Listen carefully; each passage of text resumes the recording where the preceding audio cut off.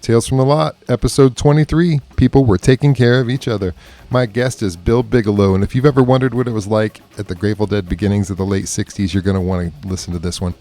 We did have some technical difficulties in the beginning that I think I made worse by trying to fix them, so apologies for the noise, but you will want to get through this one. Here we go. Hi, welcome to Tales from the Lot. This is Will.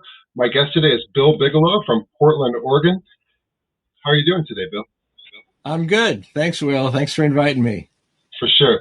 And so you're in Oregon now, but you're saying you're from the Bay Area originally? Is that where you're kind of born and raised? I grew up in Marin and then lived all over the Bay. I lived in Berkeley for a spell. I lived in Kentfield. I lived next door to the New Riders of the Purple Sage on Hermit Lane in Kentfield when Garcia played pedal steel with them, and I lived up in Inverness Park in the Point Reyes area and Sleepy Hollow, so all over Marin. Oh wow, yes, that's a great area. Growing up, what were you into musically? Like, what were you listening to, like through high school, and how did you find the Grateful Dead? Yeah, good question. I listened, I was in seventh grade when the Beatles sort of hit. And so I was a big Beatles fan. I went to the Beatles at the Cow Palace in 1964 when they first came to San Francisco. I still have my Welcome KEW Beatles little banner. I spent my sophomore year of high school in Switzerland, and I only had two record albums over there. One was Freewheelin' Bob Dylan, and the other was Highway 61. So those were sort of, it was kind of Dylan was sort of my anchor music, and the Beatles. And then we got back in '67, just as everything was exploding in the Bay Area and the Fillmore and the Avalon, and so that was a great time to be in high school. Yeah, no doubt. Highway 61, particular favorite of mine. When did you first see the Dead, and how did you end up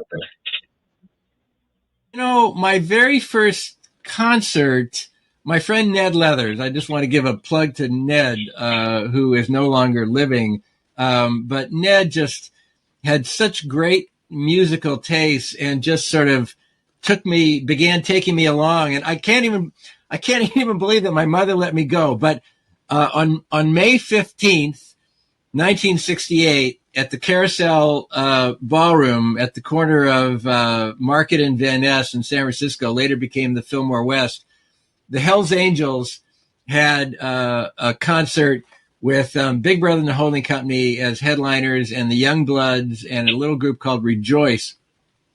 It was $1. It said no minors. I was like 16 or whatever I was then, but, they weren't checking IDs. And so I felt like, I had kind of discovered the meaning of life. I'd never seen anything like Janis Joplin and Big Brother before. And so Ned and I began going to concerts pretty much every week, every weekend, and sometimes more. And the Dead, at that point, that was in the little sliver of time when the Dead and the Airplane and Quicksilver and Big Brother were running the Carousel Ballroom.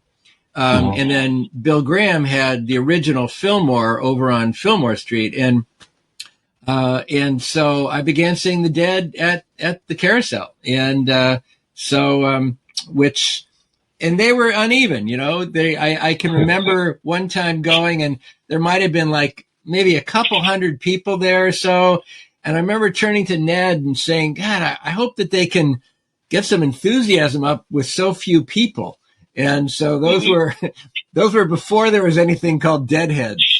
Wow, that's some great bands to see at that time. It was an amazing time, and I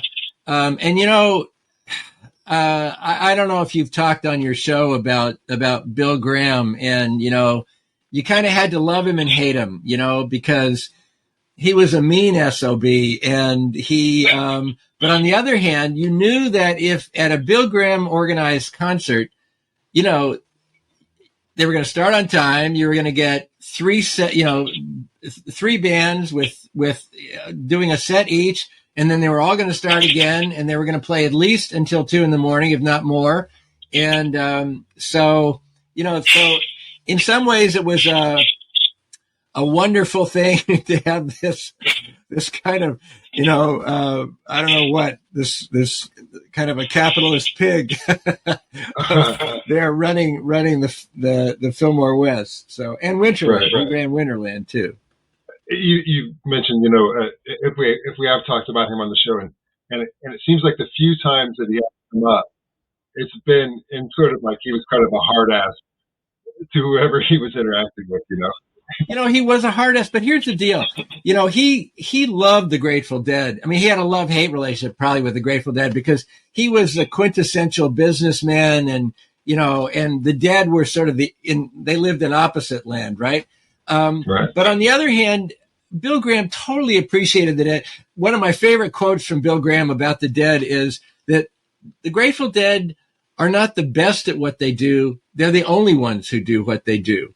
And I think that just captured it perfectly, that, there was nobody like the Grateful Dead. And Bill Graham, I imagine that the Dead played for Bill Graham, as much as they played for anybody, and so, but yes, he was a problematic fellow. So did you keep seeing the Dead all through their history? So my first Dead concerts were in 1968. And it was really in that period of 68, 69, 70, and 71 that I saw them all the time. I think that my last Dead concert was in Eugene at Austin Stadium in 87 when they were touring with Bob Dylan. And it was a whole different scene, when they became so big that they were playing stadiums. And for me, that was kind of, not my Grateful Dead experience. And so, the music stayed great, but the experience was, not kind of the intimacy that I grew up with. And that was sort of post Touch of Grey too. So. Yeah. But one of the great things about being in the Bay Area was that Jerry Garcia, he just played all the time, and it was just no big deal to go see Garcia. I mean, you could just kind of, you could be sitting around, dinner and say, oh, hey, let's go to Garcia tonight, and see, where's he playing? And oh, he's at the Matrix, or oh, he's at the Keystone Berkeley, and and just go over and. And it wasn't, again, he wasn't the big kind of, rock and roll god that he became, Yeah, he certainly did become that. What are some of the standout ones that you saw from that 68 to 71 era? It was in January of 71. And, we decided to go over to Keystone Berkeley and see Garcia and with Merle Saunders. And, Keystone Berkeley was just kind of a little hole in the wall. It was there on University Avenue, and it wasn't like a big, huge, venue. It wasn't like the Fillmore or Winterland or anything like that.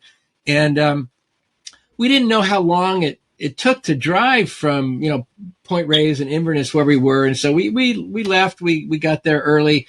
And when we got there was kind of, really nobody there, and they took our money or whatever. We just walked in, and there was nobody in there except for the Grateful Dead. The entire Grateful Dead was there with Merle Saunders on stage, just kind of rehearsing, doing a sound check or whatever. And so, we weren't even 21, but we got a pitcher of beer. We got this little table. We sat in the front row and just kind of kicked back and listened to the Grateful Dead play to us. And so that was a wonderful experience. Yeah, that's amazing.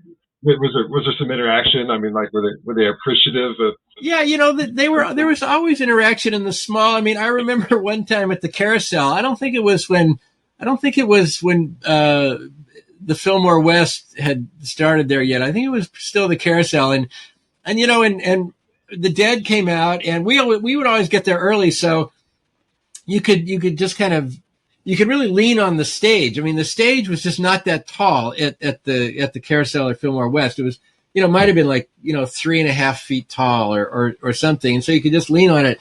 And Bobby Weir came out with a plate of tuna fish sandwiches for us, and just sort of passed these little tuna fish sandwiches. And I was like, okay, that's cool. And, as I was thinking about stories, one of the kind of the I don't know if you want to call it bittersweet, but contradictory stories. So, I went one night, it was sort of a famous concert now, I think. It was, May 29th, 1971. It was at Winterland. And a whole bunch of us went. And during the concert, they passed out all this, punch and, juice or whatever, fruit juice. Mm-hmm. And it was all laced with acid. And I kind of had a sense that it was going to be, and I didn't have any. But everybody had a lot. And, some people say that it was the Dead who had done this. Other people say, oh, no, the Dead would never dose anybody like that. But I think, of course, they would. But it was, a lot of people were taken to the hospital. And one of the women who I was there with, she had way too much. She spun around. And she just fell on the concrete, chipped her tooth. But one of the things about Bill Graham and those concerts, he had these rent-a-cops. And, today you think about these kind of bully rent-a-cops. And these were sort of rent-a-cops who, they had seen it all. And so this one guy, he must have been like 250 or 300 pounds, rent-a-cop. And this woman that I was with, everybody was just really acting crazy. They were screaming. And he went up to her and he put his arms around her and he said, sweetheart, everybody loves you. Everything's going to be okay. And he actually went out into the middle of the street. This is right after the concert where everybody is kind of going crazy. And he stopped this Volkswagen bus, just stopped them, just stood in front of the bus. And he went up to the driver and he said, you're going to take them. And he gave them the address of this hospital. He didn't ask them, would you? He just instructed that. And so, we went and, she was taken care of. But I think that was sort of the ethos is that, even in kind of crises like that people were taking care of each other.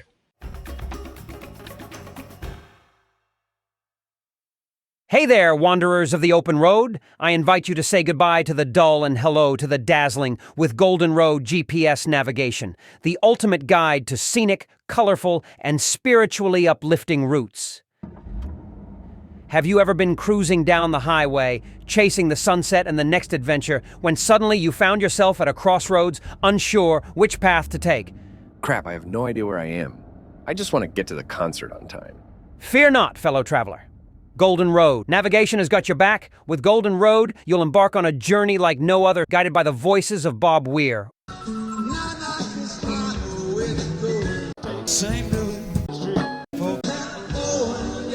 Or Donna Jean.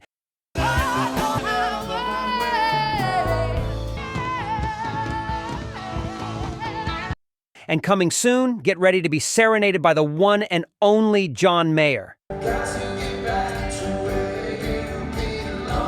His voice may not guide you perfectly, but hey, at least it'll be entertaining. So why settle for ordinary navigation when you can take the scenic route with Golden Road GPS navigation?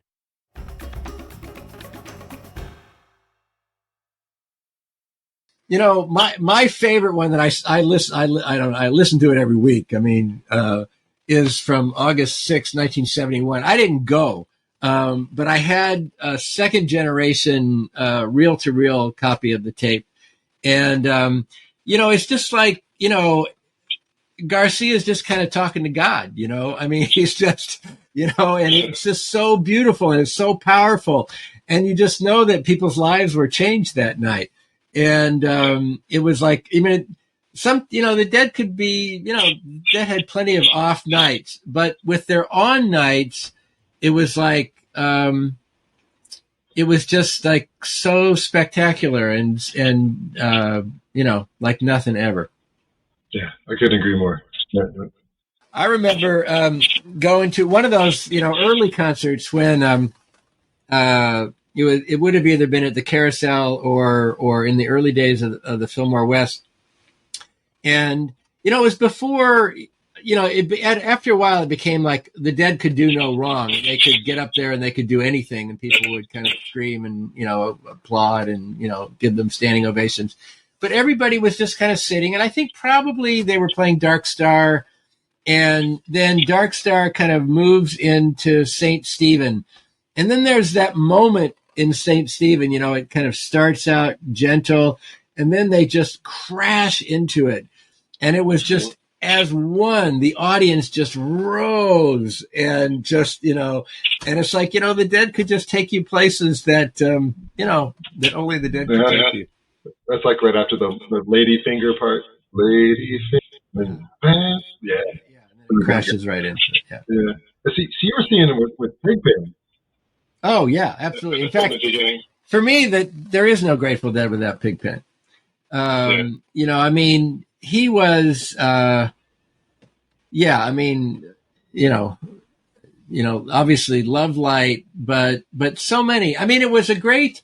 I know that it's sort of controversial, but the period when Tom Constantin, which I might be mispronouncing his name, but when he came in around the Live Dead period, and so Pigpen sort of got moved off the organ onto kind of the congas and still played a really important role in singing.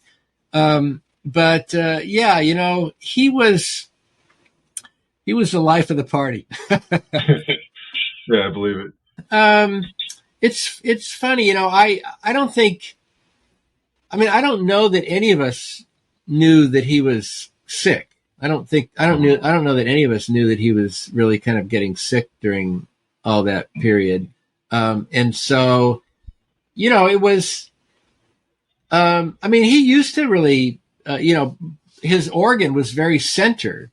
It was a big place, a big part of the music. And obviously then it became less so. And, after Tom Constantin, I guess that the next keyboard player must have been Keith Godchaux, who came in. I remember the first time, I think it was probably the first time that Keith Godchaux played with them in San Francisco.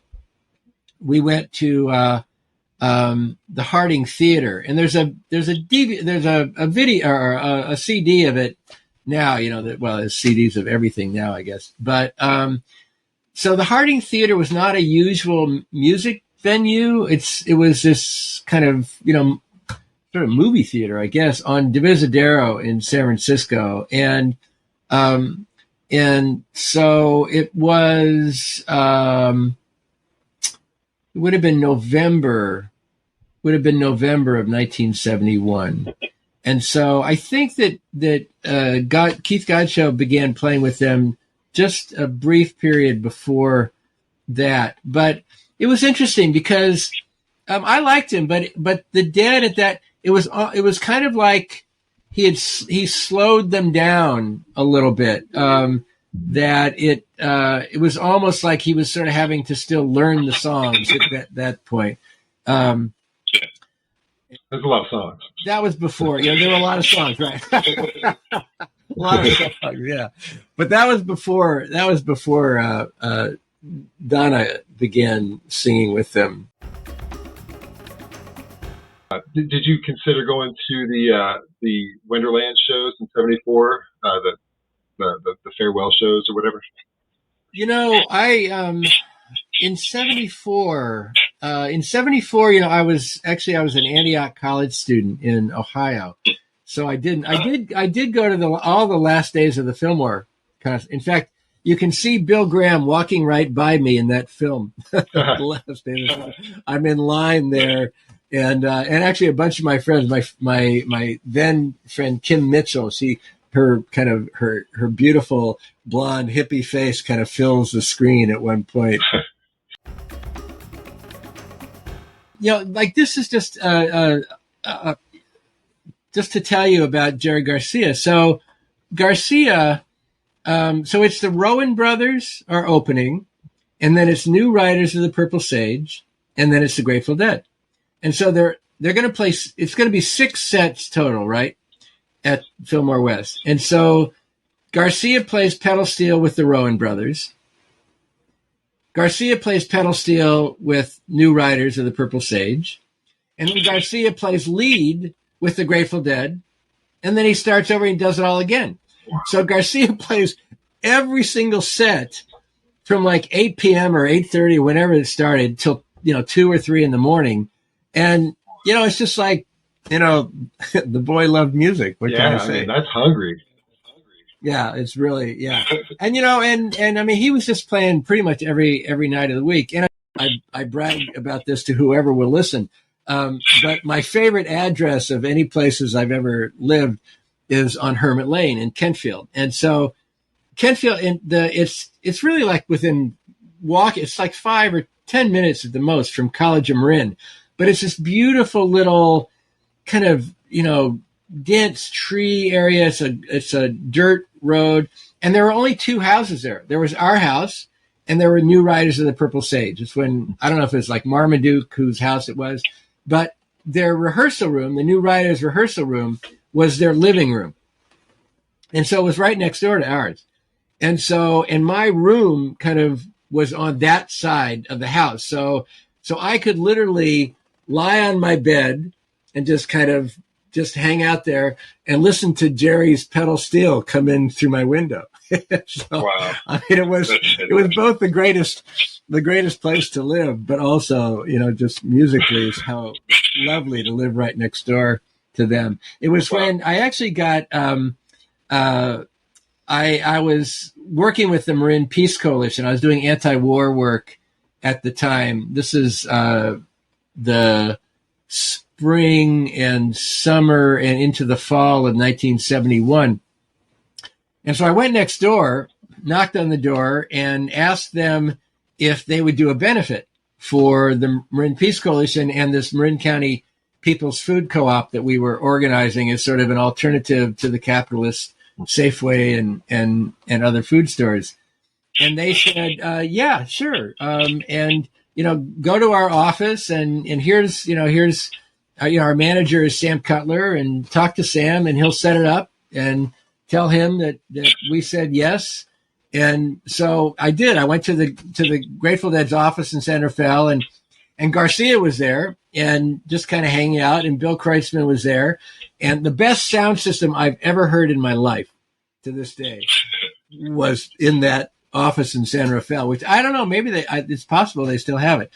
But, and so, we met with Sam Cutler and set it up and worked on the dates and got it all arranged. And ultimately they said that they had a conflict and they backed out of it. But, anyway, it was my moment in the Grateful Dead's inner sanctum. That's a great moment. It was a great moment. And also it was a cool moment, because it was just kind of Jerry and me just kind of sitting in the office, and he's opening his mail and, these checks, whatever it was, $200 from the Keystone, Berkeley or whatever. But they were playing the Dead. I mean, they were playing their own stuff, in there. And it was just, it was so crisp that you really couldn't tell that they weren't right there playing it. I mean, I've never heard a sound system that good before. They were always changing. And, you see a film like Grateful Dog, the Jerry and David Grisman. And, they just loved all music. I mean, they loved bluegrass. They loved blues. They loved country and western. And the other thing, and this was, it was definitely true of the Dead. I mean, they weren't trying, they weren't like pedagogues. They weren't like trying to educate their listeners, but in some ways they were giving us all a course in the history of American music. And in some ways Bill Graham was the same.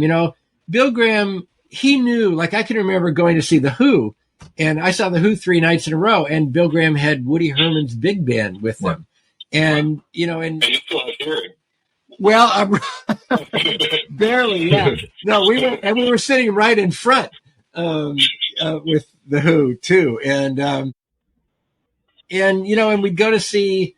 I can remember going to see the Airplane, and Bill Graham had Mongo Santa Maria, and the first and only time I went to the original Fillmore back in would have been late May of '68. So it was the Yardbirds with I guess would Jeff Beck have been playing lead or Jimmy Page? I think it was Jimmy Page. Your viewers can check me out there. But anyway, so it was it's a beautiful day, and they played. But Cecil Taylor was the opening. Now Cecil Taylor, nobody I can guarantee you nobody other than people who were coming to see Cecil Taylor. Mm-hmm. This is avant-garde. This is like crazy jazz. And Bill Graham did that all the time. He had these old blues guys who he would, bring on to play with. He knew that the Dead or the Airplane or the Who or Led Zeppelin or whoever was going to fill the place. So he could be an educator past that point. And he was. He had very diverse, pentangle. The hippies weren't going to go to see Pentangle. I wasn't. I'll just speak for myself. I wasn't going to go see Pentangle, but I was delighted to be able to be educated in that kind of way. Yeah, I don't know Pentangle or Cecil Taylor. I had to write him down. Oh look up Cecil Taylor and Pentangle and a lot of those like Bert Jansch and who did he play with? But a lot of those really brilliant British acoustic guitar players who, the Garcias and the Claptons and all those people were listening to them and learning from them. And Bill Graham was kind of bringing them on to open. Yeah. Did you ever catch Miles? Miles Davis? Yeah. Here's it. I didn't, and I could have, and no, there was, there were, I didn't, the people I didn't see when I could have, I didn't go to BB King, I didn't go to Albert King, I was a little, I started going just after Otis Redding. Bill Graham went all the way to Georgia to bring Otis Redding up. Mm-hmm. to play in the Fillmore but that's another thing too. He was, he would go out of his way to try and, expand the kind of the musical taste of the people who were those audiences. But also he was being educated by, this is interesting that, people like, Michael Bloomfield and Nick Gravenitis and even what's his name? Steve Miller, these Chicago blues people who ultimately came and settled in the Bay Area. Bill Graham would go to them and say, well, who do I bring? Well, you bring Magic Sam, you bring James Cotton, you bring all these guys. And so Bill Graham just did that. And he let these folks kind of be their tutors. And I remember one of my favorite concerts was the very opening of the Fillmore West. It was July 1968. And it was, the headliner was Paul Butterfield. And Paul Butterfield Blues Band. It was after Bloomfield had left. And then the second band was a group I had never heard of called 10 Years After. And then the opening was this group called Truth. And I'd never heard of Truth. But then there was a substitute band that I'd also never heard of, a little band from Great Britain called Fleetwood Mac. And Fleetwood Mac, this is when they were a blues band, right? It was before Stevie Nicks and all that. But, it was Peter Green. And that's another example of how, the blues people are telling Bill Graham, Peter Green is like, he's big time. He's an Eric Clapton and you got to bring him. And none of us had ever heard of him. But so again, that sort of, that educative role that Bill Graham was playing. Yeah. Yeah. And all those seeds that got planted, I mean, obviously all over the country, but in the Bay Area. Now talking about Bill Graham, the Rolling Stones should have listened to Bill Graham. That that they wanted to do the free concert at Altamont in December of 1969. And Bill Graham didn't want any part of it. This is just not well planned. I'm not going to be part of this. The Dead, not to their credit, were going to be part of it in the airplane, and actually, the story gets told in different ways, but it may have been the airplane who suggested that Hell's Angels do security for the concert. But I went. I was going to school in Stockton, so it was just a short way away from the Altamont Speedway, and so Santana played, and the airplane played, and Flying Burrito Brothers. Who else? And the Dead were supposed to play, but the Dead just kind of walked away from it. And then after the airplane played, that was when the Stones, they waited and waited and waited and waited, and they wanted it to get dark so that their lights would. And people had been there. I mean, we'd been there since like 6 or 7 in the morning, I think, and it was just a disaster waiting to happen, and it happened big time. So, yeah, I was just thinking about that when you were talking about the 3 bands, 2 sets each. That's a long time, not only for the bands, but for the people that are watching. Also, yeah, good point. And also, I don't know if so neither Winterland nor, Fillmore West, they didn't have seats. Yeah. It wasn't like Fillmore East. Fillmore East had seats, I understand. I've never been to the Fillmore East, but we didn't have any seats. It was all, you sat on the hard dance floor. On the beer floor. Well, or whatever. Yeah. Yeah. And so, you would kind of rush in and you'd kind of get your seat, but then you would sit, first set, second set, third set, fourth set, all the way through the evening. But, it was what we were young and we were willing to, whatever it was. And I think it was $2.50 to get in, I think, to the Carousel, I think. And I think Bill Graham might have raised it to $3 or even $3.50. I can't remember, but it still was really reasonable. But the thing about it was just I thought that every place in the country, that this was going on at the time. I didn't, and because not only did we have the Fillmore, and then if it was a big band like say Led Zeppelin would move over to Winterland for the weekend, but there was also the Avalon, and there were other there were places in Marin County, and there was still the Matrix. I saw Garcia there once at the Matrix, which there's a couple of wonderful Grace Slick and the Great Society albums recorded at the Matrix before she joined the Airplane. But anyway, you didn't realize you were living in such a cultural and political mecca at the time? I did a little bit, but I did think it was more widespread. I mean, I knew that it wasn't going on in Wyoming, let's say.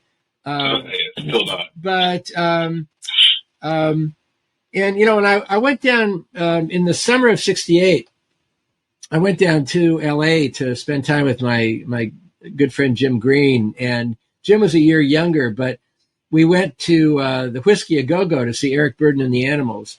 And it was a whole different scene. It was like, it was like a 2-drink minimum or whatever. And then we went to the Santa Monica Civic Auditorium to see The Who. And that too was a different scene because, there were seats. You could sit in a chair and watch them, which was, for better or for worse. So, well, it was a wonderful time to be there. And,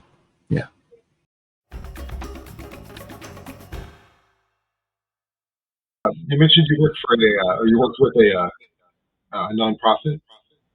Well, yeah, I mean, back in the day, I mean, I was working with the Marin Peace Coalition, and as we were talking earlier, I think it bears emphasizing that there was a political dimension to all of this. And I remember one time standing in line at the Fillmore, and this would have been '68 because this guy had this McCarthy for President button, and realizing you could look at somebody. I mean, first of all, everybody who's coming to these, people have long hair. They've, what they think about, legalization of marijuana. You know what they think about the war and the draft, and that in fact that there was as imperfect and as weird and often sexist and sometimes racist and all as it was, that there was this counterculture kind of brewing, this kind of defiant movement and that the music was a part of that. And, and there was a more political part, like Country Joe and the Fish, was a more kind of left-wing band, that, Feel Like I'm Fixing to Die Rag was, explicitly anti-war.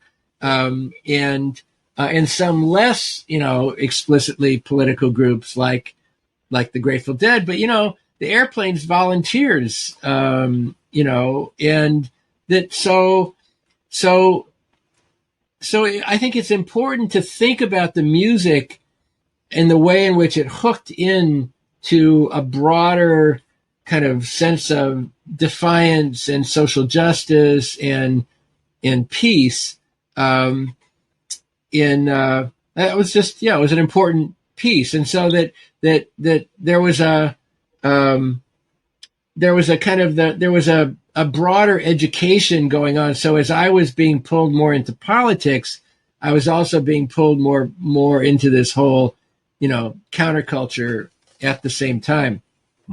So you gave me an opportunity to kind of plug the organization that I work with. I'm the curriculum editor for Rethinking Schools magazine. Rethinking Schools is a quarterly magazine, focuses on critical issues in education from a social justice standpoint. And I also co-direct the Zen Education Project, which some of your viewers, listeners may be familiar with the book, A People's History of the United States by Howard Zinn. It's sort of the most prominent, critical, kind of grassroots, teach the truth about U.S. history book.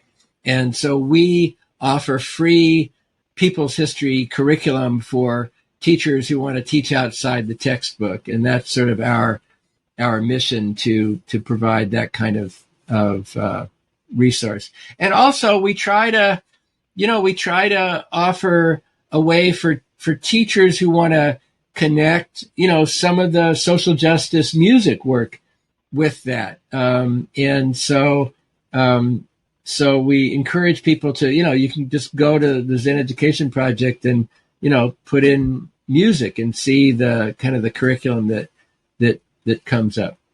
Awesome. Yeah, I'll put a link to that too, so people can check it. I did the teaching guide for the Sun City video. I don't know if you remember Little Steven, who was the lead guitarist for the E Street Band, and back in the 80s. Do I have that record, man? Yeah, you sure do. Yeah, it's a wonderful record, and it was on kind of regular play on MTV back in the day. But this is a song that it was. I'm not going to play Sun City because during apartheid in South Africa, the white regime was trying to lure musicians the same way that Israel is trying to lure musicians to offer legitimacy today, that the white South Africans were trying to lure, famous acts. Rod Stewart played there, Tina Turner played there. And so Little Steven and got this song together and got people to agree to be part of this music video. I'm not going to play Sun City.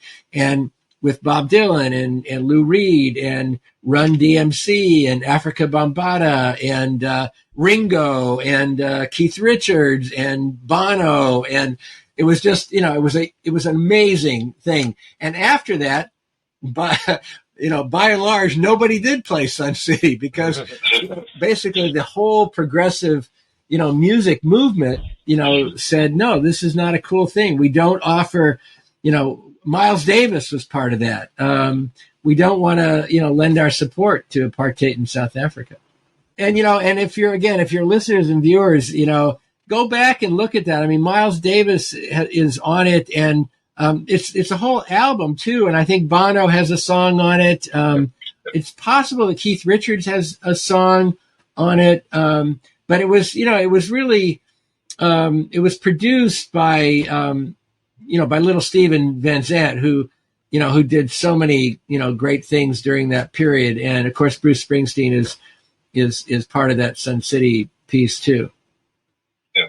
Bonnie Raitt, don't want to forget Bonnie Raitt. She's on there. Jackson Browne, and she's another one. We were talking about kind of the educative role of musicians, and Bonnie Raitt really, she lifted up so many African-American blues people and, just said, okay, you like me, you love what you listen to me.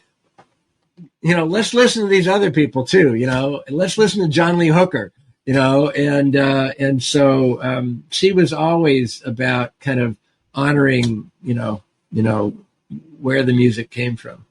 Right. So obviously you've got great taste in music. So what's something you found lately that's struck you as something that the listeners should go out and check out? Well, I'll tell you one. Bombino.